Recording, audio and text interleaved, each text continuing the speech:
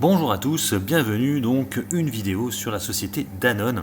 J'ai mis le titre Retour de l'or blanc. Alors pourquoi j'utilise ce titre là? C'est parce que j'avais fait une vidéo il y a un peu plus d'un an de ça, où c'était la fin de l'or blanc. Et on était à l'époque à 80 euros, on est quasiment... bon, on est qu'à 62 euros actuellement, on est redescendu quasiment à 40, on avait perdu plus de 50% sur la valeur. Donc on va voir un peu qu'est-ce qui peut se passer sur cette valeur qui a pas mal déçu. Quand on voit que le CAC 40 est à des plus hauts historiques, alors que là on est très très bas sur Danone, voir ce qui est possible de faire et surtout l'arrivée d'un nouveau directeur général, un nouveau PDG qui pourrait changer la donne. Donc avant de commencer, recommandation d'usage, cette vidéo est à but pédagogique et en aucun cas une incitation à un placement ou à tout autre de ces produits. Vous restez les seuls maîtres de vos placements et donc de vos plus-values, mais aussi de vos moins-values. Voilà, c'est vous qui faites votre choix.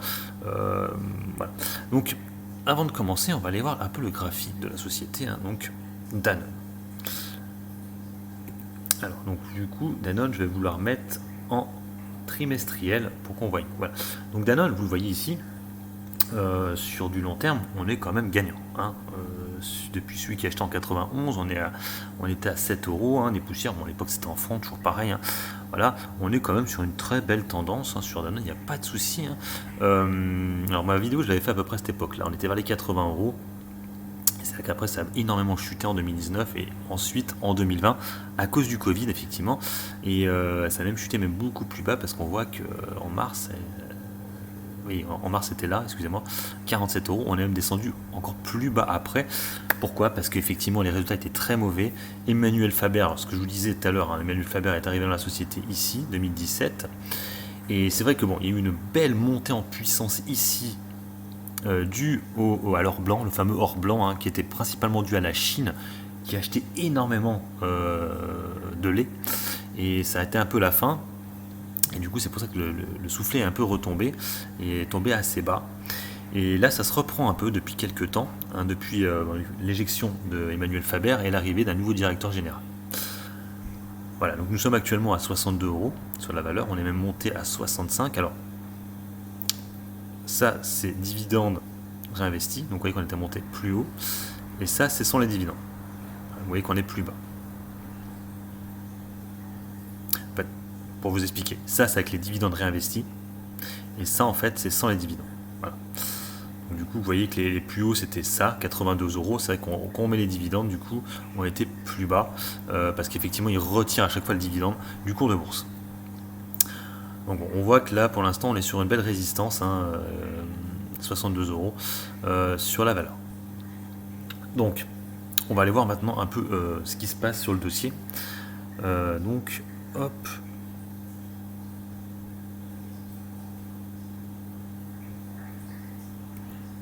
Voilà, donc Danone, donc vous voyez la cap, voilà, donc vous voyez la cap, on est à peu près à 42 milliards de cap, la valorisation, pour une société qui cote, pas qui cote, j'ai n'importe quoi, c'est par rapport aux résultats.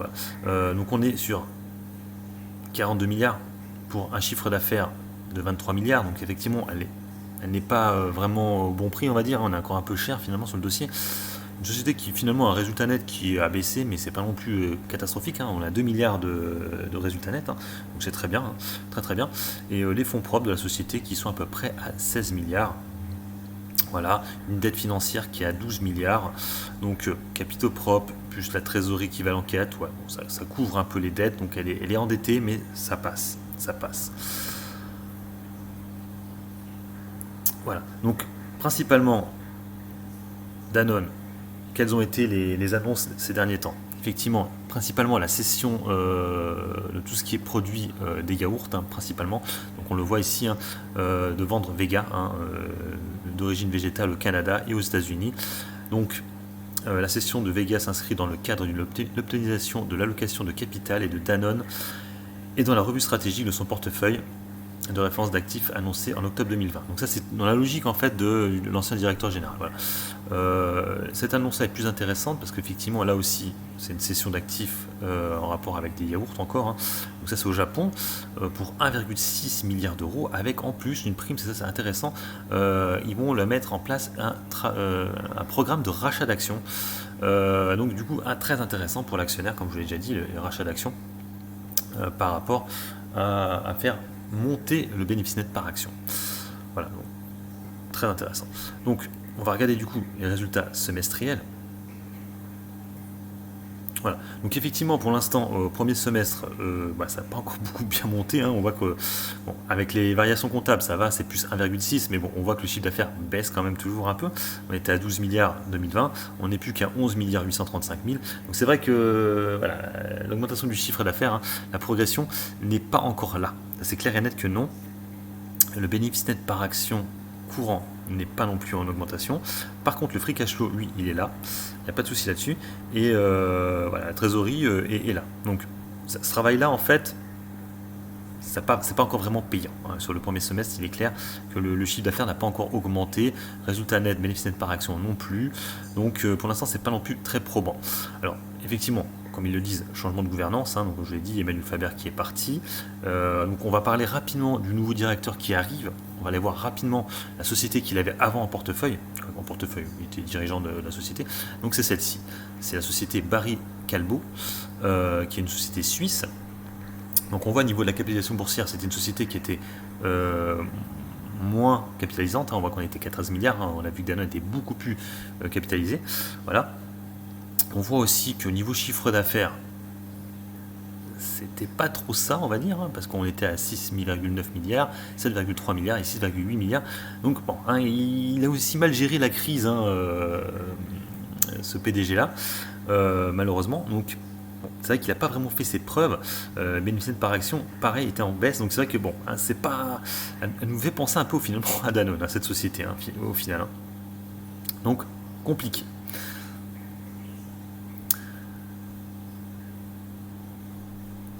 Je reviens là, voilà. Donc, leur logique à eux, c'est local first. Alors effectivement, principalement mettre en place une logique de croissance via la création de valeur, principalement avec des exploitations locales, vraiment dans cette logique-là. Donc là, oui, ils redisent donc Antoine de Saint-Afrique, changement de management, voilà. Donc là, ils mettent les opérations financières. Donc le 18 février 2021, Danone a annoncé avoir conclu l'accord d'acquérir 100% de la société Earth Island, productive de la marque Follow of the Years, un pionnier de produits d'origine végétale aux États-Unis. Donc vraiment une logique un peu végétale, végan, tout ça, tout ce qui est en rapport un peu avec la bonne bouffe. Voilà, pas la malbouffe, à l'inverse de la malbouffe. Voilà. Donc pareil. Versement d'un dividende en numéraire de 1,94 euros par action, donc plutôt bien. C'était la directrice générale avant qui était là, c'est Cécile Cabanis, qui n'est plus maintenant dans la société. Donc aussi, il y a eu Danone a lancé une émission obligataire de 1 milliard d'euros avec une maturité de 4 à 5 ans, 4 ans et demi plutôt, assorti d'un coupon de 0%. Donc voilà, il se refinance automatiquement, puisqu'il y a eu la crise qui était là. Donc là, je vous l'ai dit tout à l'heure, effectivement, l'accord de vendre Vega, on en a parlé tout à l'heure. Et le 30 juin, Danone Manifestos Venture a annoncé l'acquisition d'une participation supplémentaire dans Armless Harvest, devenant ainsi actionnaire majoritaire d'Armless Harvest et leader de l'actuel produit à base de noix de coco et notamment d'eau de coco alternative au yaourt de base. Voilà. Donc c'est pour ça que ma vidéo est un peu putaclic, on va dire. Donc on est vraiment dans une logique un peu où on essaye de sortir un peu du lait et aller dans des trucs un peu plus Earth, vous voyez, pour la santé. Voilà, vraiment cette logique-là de la part de Danone. Donc voilà. Donc effectivement, Danone, ce n'est pas que les produits laitiers. Donc bon, effectivement, c'est principalement le gros chiffre d'affaires, mais il y a aussi des eaux chez Danone, bien sûr, qui est en forte hausse quand même. C'est le seul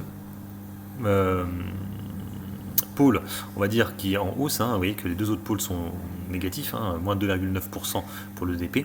Et nutrition spécialisée, on est à moins 6%, alors que l'eau, on est en forte progression de 3,5%. Donc c'est vrai qu'il y aurait un coup à jouer là-dessus. Alors ensuite, les marges opérationnelles. Voilà, on voit que malheureusement, c'est vrai que l'eau, c'est pas les plus grosses marges, effectivement. Les plus grosses marges, c'est ici, c'est la nutrition spécialisée. Donc c'est là où est-ce qu'ils essayent d'aller aussi. Donc c'est pas le plus gros chiffre d'affaires, mais ils ont des très belles marges dessus. Ils ont quand même 22%, et ça reste quand même sur des belles marges. Quand même, on est à 13% de marge. plutôt bien pour cette société qui tire quand même des bonnes marges, hein, mine de rien, sur son chiffre d'affaires. Bénéfice net par action, on va le passer. Donc les free cash flow en augmentation, trésorerie.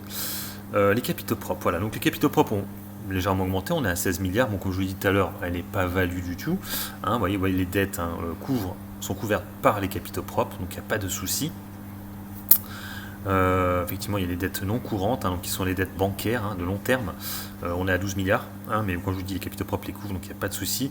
Et les dettes courantes, hein, qui sont à peu près à 4 milliards 9, donc bon, tout est couvert par la trésorerie et les capitaux propres, donc elle n'est pas trop endettée, ça tient le coup. Voilà, donc les perspectives pour 2021, donc c'est ça le problème, c'est qu'actuellement on n'a pas eu encore le speech du nouveau directeur général, donc c'est vrai qu'il faut attendre le 15 septembre pour savoir où est-ce qu'on va. C'est vraiment ça la problématique. Donc du coup, on va revenir sur le graphique de la société. Voilà, donc de deux choses l'une. Donc je vais revenir en journalier pour Danone. Voilà. Donc là, la société actuellement, on est à 62 €. Voilà, on a eu un gap ici magnifique qui a cassé la moyenne mobile sur 20 jours suite au résultat, il me semble. Et c'est vrai que pour l'instant, bon, on redescend, on est sur un pullback actuellement, voilà. Donc là, effectivement, 61,80 €, 61 €. Ouais. En dessous des 61 €, ce serait top pour rentrer dessus, mais c'est pas sûr qu'on y aille, donc bon, hein, on pourrait rentrer une première fois, attendre du coup le 15 septembre. Qu'est-ce qui est... Alors, soit on fait autrement, soit on comble le gap, hein, c'est-à-dire qu'on prend ici à 57,10 €, mais c'est pas sûr qu'on le comble maintenant. Mais si vous êtes prudent, on pourrait attendre de combler ce gap là. Peut-être qu'il peut se passer, c'est que bon, déjà jusqu'au 15 septembre, c'est possible qu'il y aura une spéculation sur l'arrivée du directeur, la prise de fonction. Après, est-ce qu'il y aura un speech à ce moment-là? C'est une autre question. Peut-être qu'il va attendre un peu. Alors, on voit que sur la Fibonacci, alors du coup, oui, parce que je l'avais mis avec les dividendes, donc du coup, attends, tiens, puis voilà. Voilà. Sur la Fibo, on est à peu près aux 50%, parce qu'on ne l'a pas retracé, hein. Là, je vous ai fait la Fibo, je ne suis même pas allé jusqu'ici, hein. J'ai tracé jusqu'à là. C'est vrai que normalement, on devrait même aller jusqu'à là sur la Fibo. Ouais, pour être honnête, je devrais même aller jusqu'ici sur la Fibo. Voilà. Donc là, pour l'instant, on est au niveau... on a buté vers les 61,80, c'est-à-dire 64,55 €. On a buté là. Le gap, il a eu lieu au niveau des 56-57 €, donc les 38% de la Fibo. Donc on pourrait essayer de la prendre vers les 50, hein, je vous ai dit 60 €, 60, voilà, sur la Fibo. Ça pourrait être un bon prix pour rentrer dessus. Vous voyez, hein, c'était un peu une résistance à l'époque, là, ici, du 25 mai 2021, dessus. Donc un premier achat ici, 60,55 € et un deuxième au niveau du comblement du gap pour la valeur.